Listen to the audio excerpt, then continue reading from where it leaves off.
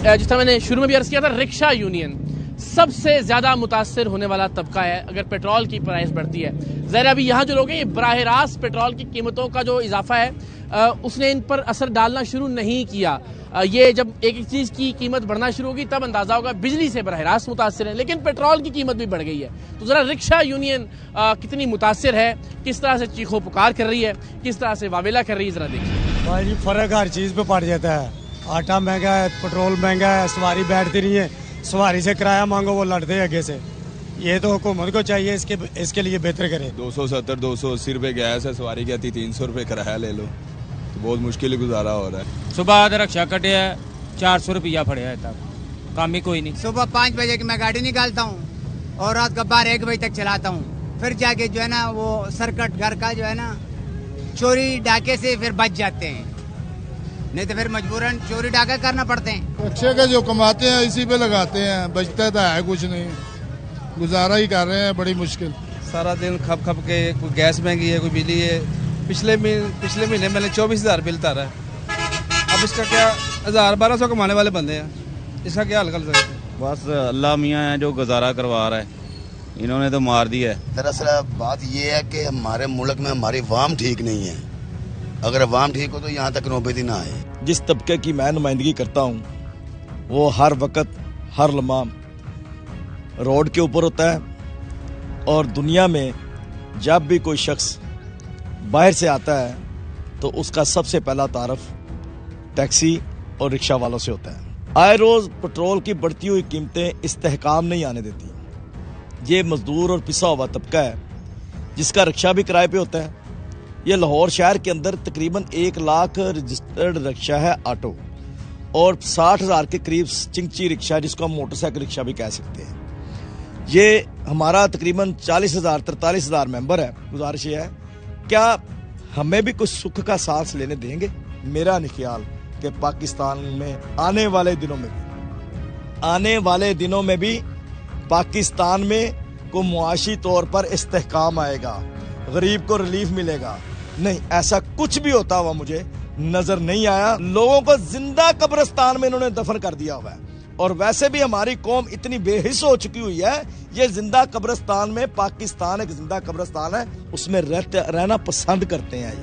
ये पसंद करते हैं। उसकी वजह यह है कि हमें मुआशी तौर पर ऐसा उलझा दिया गया है कि हम तो अपने हुकूक के लिए बाहर भी नहीं जा सकते। वो इसलिए कि हमें पता है कि अगर हम अपने हुकूक के लिए निकलेंगे तो शाम को मेरा बच्चा घर में भूखा बैठा होगा। शहर लाहौर के अंदर 7.5 लाख खानदान है जो रिक्शा ड्राइवरों से वाबस्ता है।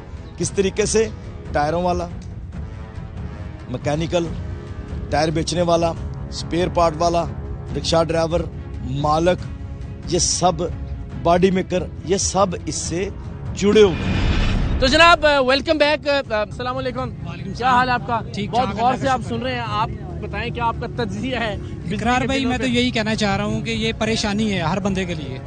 बिल जमा नहीं हो रहे। जिस बंदे की पे 25,000 20,000 वो क्या करेगा? क्या कमाएगा? बच्चों के लिए क्या लेके जाएगा? वो उसका तो जीना महाल हो गया है। परेशानी है, वो खाना खिलाएगा, चूल्हा घर में जलाएगा या बिल जमा करवाएगा? उसकी ताकत नहीं है इतनी। आपके ख्याल में जिम्मेदारी भी तो होगी ना। आखिर यहाँ पे हम आके खड़े हो गए हैं कि जहाँ ये हमने पहले कभी भी नहीं सुना था। नॉर्मली होता था जब कोई किसी से मांगता था ना कुछ मदद, तो वो कहता था कि राशन डलवा दें घर में। अब लोग मदद मांगते हैं तो कहते हैं अल्लाह का वास्ता बिल जमा करवा दें। लोग अपने जेवर बेच रहे हैं, अपने घर का सामान बेच रहे हैं। ये नहीं हमने इससे पहले सुना था। ये इकरार भाई हुकूमत की जिम्मेदारी है कि अवाम को देखे कि वो किस हाल में जी रही है। कोई किसी ने उठा कर तो नहीं दे देना। हुकूमत की जिम्मेदारी वो कोई नजरसानी करे कि देखे कितने बिल भेज रहे हैं। लोगों की कुव्वत बर्दाश्त नहीं है। लोग घरों से निकलेंगे परेशानी से, डिप्रेशन में है लोग, और उनका जीना महाल हुआ है इसी परेशानी में कि हम क्या करें। आपका अपना घर का बिल कितना था? हमारा पहले बिल आता था 5,000 6,000 रुपया। अच्छा। अब 40,000 रुपया बिल कहाँ से पे करूँ? अल्लाह अकबर। अच्छा, अब 40 से भी बढ़ रहा है। अभी इस यानी जब 40 की आप बात कर रहे हैं, उसके बाद यूनिट का रेट फिर बढ़ा है दोबारा से। अभी दोबारा बढ़ गया तो अभी बिल ही जमा करवाएंगे मेरे ख्याल से। बाकी अब खाने पीने का क्या? खाने पीने का फिर यही देख लेंगे। फिर खाने भी बंद हो गए, लंगर खाने देगी, भूखे मरने का हिसाब हो गया। अल्लाह आसानी है आपके लिए। बड़ी मेहरबानी। अस्सलाम वालेकुम, क्या हाल है आपका? क्या काम करते हैं आप? मैं यहाँ पर रेडी लगाता हूँ। अच्छा, शरबत की और ये जो है ना, मेरा घर का बिल जो है ना, मैं 15,000 रुपये घर का किराया देता हूँ। अच्छा। और बिल मेरा कितना आया है? 65,000 रुपए 2 महीनों का किराया का घर में रहता हूँ। और शरबत की रेडी लगाते हैं? शरबत का रेडी लगाता हूँ। शरबत की रेडी लगाते हैं, 65,000 रुपए का बिल है। एक मिनट आपको मैं दिखाता हूँ। आराम से निकाल ले, आराम से निकाल ले। यहाँ पर मेरे पास तस्वीरें हैं बिल की। जी जी जी, ठीक है, ये आप चेक करें भाई, ये मैंने उतारा उधार लोगों से पैसे लेके।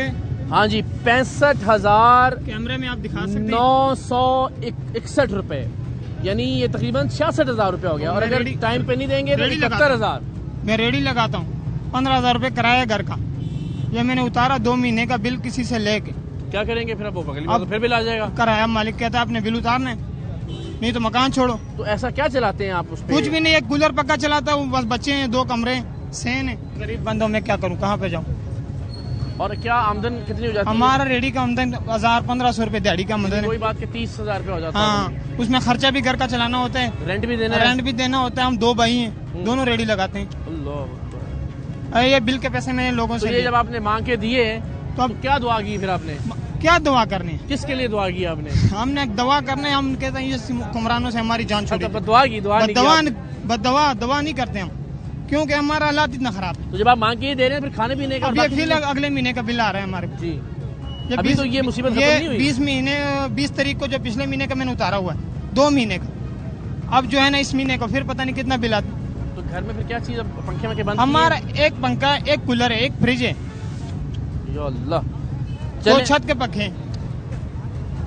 तो ये कब तक चलेगा? आपको लगता है चला सकेंगे? अल्लाह खैर करेगा, हम पर मजबूर है, हम क्या करें। हम हुकूमत से यही कहेंगे कि कुछ हमारे ऊपर रहम कर।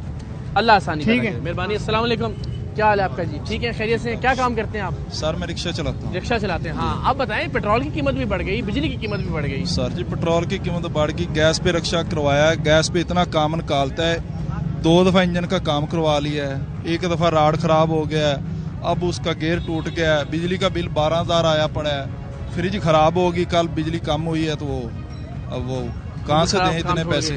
कहाँ से पैसे दें हम परेशान हैं। रिक्शा चलाते हुए फिर क्या सोचते हैं आप? वो रिक्शा चलाते हैं, कुछ सवारी इतने पहन देती है, उनके पास भी इतने पैसे नहीं होते, वो कहाँ से खर्च करेगी? तो अब जिस तरह ये पेट्रोल पे बढ़ गया 7-8 रुपए मजीद, तो ये जब बढ़ता है तो उसके बाद सवारियां भी, वो तो कहती है यार मैं कल गई 50 रुपए दे के तो। सर जी वो तो बढ़ाते ही नहीं, वो तो कहती ठीक है 50 वहाँ 40 ले लो, वो तो ज्यादा ऊपर नहीं जाती। उसको बोलेंगे 150 रुपए लीटर पेट्रोल था तो उस वक्त भी 50 रुपए हम किराया लेते थे, अब 300 रुपए लीटर हो गया तकरीबन, थोड़ा सा कम है, फिर भी 50 लेते हैं, फिर भी वो खुश नहीं होते। उनको यही याद होता है कि मैं तो इतने में जाता था। हाँ सर, इतने में जाता था बस, वो इसको याद रहता, उससे ऊपर नहीं जाते। वो इधर से जाना होता है तो बस वो भी परेशान होते, हम भी परेशान होते। वो सारी जो भी कस्टमर जाते हैं वो भी जॉब वाले होते हैं, उनकी भी सैलरी नहीं बढ़ती आगे से, तो वो भी उतना कम ही देते हैं। वो कहते हैं हमारी 30,000 है, हम आपको कहाँ से ज्यादा। हाँ सब परेशान है। ठीक है, अल्लाह ताला परेशानी हल करे आपकी। अस्सलाम वालेकुम, क्या हाल है आप उनकी ताईद में सारी ला रहे थे, आप बताएं आपका बिल कितना आया इस बार? 50,000 है। मेरे मालिक, अच्छा, और पहले भी इतना ही आता था? मेरी बार्बर की शॉप है। अच्छा, मैंने एसी भी नहीं लगाया हुआ, पंखा खाली मेरा पंखा चलता है और लाइटें भी शाम को चलती हैं। और 50,000 मुझे बिल आया, ठीक है। और मैंने उसको मैं मेन दफ्तर गया हूँ, मैंने उनको बोला। अस्सलाम वालेकुम, मैं आपसे करता हूँ, कैसी हैं आप बहन? ठीक है, खैरियत से? ठीक ठाक। हम बिजली के बिलों पे बात कर रहे हैं, आप कुछ कहना चाहेंगे? बहुत ज़्यादा बिल आ रहे हैं, गरीब इंसान के लिए बहुत ज़्यादा मुश्किल है। और आप देख रहे हैं कि कोई गरीब इंसान अगर कमाता है तो वो बिल पे करे या बच्चे पाले या उनको पढ़ाए, बहुत मुश्किल है। आपके साथ लाते हैं? जी, ये मेरे साथ। माशाल्लाह। तो क्या आपका कितना इस बार कितना बिल आया है? हमारा तो 15-15, 20-20 हज़ार आ रहा है, और हम गरीब लोग हैं। हस्बैंड मेरे ये इंस्टॉलमेंट का काम करते हैं, बड़ा मुश्किल है हमारे लिए। अस्सलाम वालेकुम, क्या हाल है आपका जी? जी अल्हम्दुलिल्लाह। कितना बिल आया भाई? 15,000 आपका? 15,224। पहले कितना आता था? पहले 3,500-4 हज़ार से ज्यादा कभी नहीं आता। घर में एक फ्रिज है और LED वैसे ही खराब है, और एक फैन पंखा, अब पंखे यानी कि प्रॉपर अब चलना शुरू हुए हैं, तो एक मोटर है। अब हमने वो भी रात हम फ्रिज का स्विच निकाल के सोते हैं, मोबाइल चार्ज पे ज्यादा देर नहीं लगा के, पहले होता था लगा के सो गए, सुबह उतारा यूज कर लिया मोबाइल की चार्जिंग। ठीक है। अब पेट्रोल के लिए हम इन साहब ने स्कूल जाना शुरू किया अभी? स्कूल के लिए एडमिशन के लिए गए थे, 25-25, 30 हज़ार एडमिशन मांग रहे हैं बच्चों का, और PG और KG क्लास का। तो बताएं कि हम 30,000 वो दे, फिर उन्होंने कहा जी 3 मंथ की जो छुट्टियां उसकी भी फीस आपने पे करनी है। तो बाजी आपने घर में फिर जो राशन का और बाकी बजट था उसको कैसे कंट्रोल किया? अभी तो मेरे तो हस्बैंड का अभी ऑपरेट हुआ और 2 माह हुए ये जॉब पे जाने थे, तो अभी तो मुश्किल ही है। अब आगे देखते हैं कि जैसे जॉब इनकी स्टार्ट। चले अल्लाह, सारे परेशान है, कोई बात नहीं, ऐसे ही अल्लाह है, आसानी बिल्कुल पैदा ऐसे ही, करेगा। लेकिन बिल के लिए तो अगर आप लोगों ने आवाज उठाई है तो इंशाल्लाह अल्लाह करे इसमें आसानी पैदा हो। जी अल्लाह ताला आपको सेहत दे, बहुत मेहरबानी।